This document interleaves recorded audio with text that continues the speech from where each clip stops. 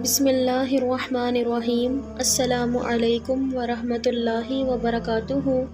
حضرت عیسیٰ علیہ السلام کے ساتھ ایک آدمی سفر کر رہا تھا۔ اس نے سوچا اس موقع سے فائدہ اٹھانا چاہیے، پیغمبر خدا سے ایسا عمل سیکھ لینا چاہیے جس سے پتھر سونا بن جائے اور مردہ زندہ ہو جائے۔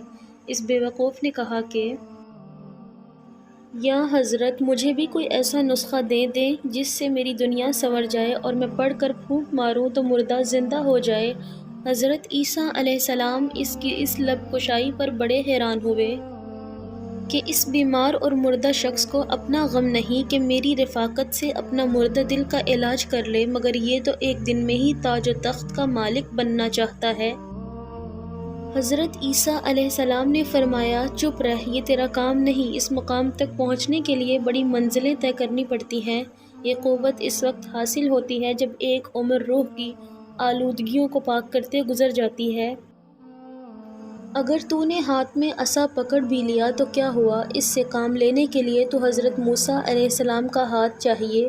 ہر شخص عصا پھینک کر اسدہ نہیں بنا سکتا اور نہ پھر اسدے کو عصا بنا سکتا ہے۔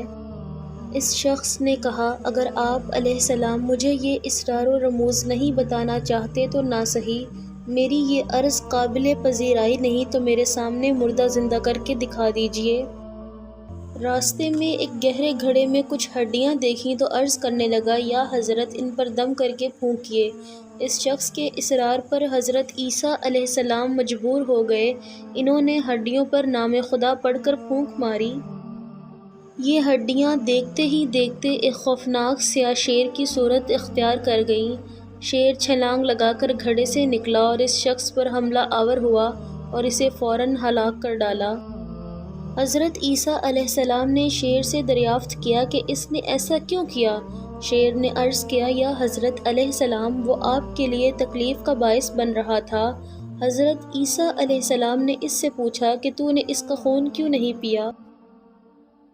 اس نے کہا، ایک تو یہ آپ علیہ السلام کا بے ادب اور گستاخ تھا، دوسرا اب اس دنیا آب و گل کا رزق میری قسمت میں نہ تھا۔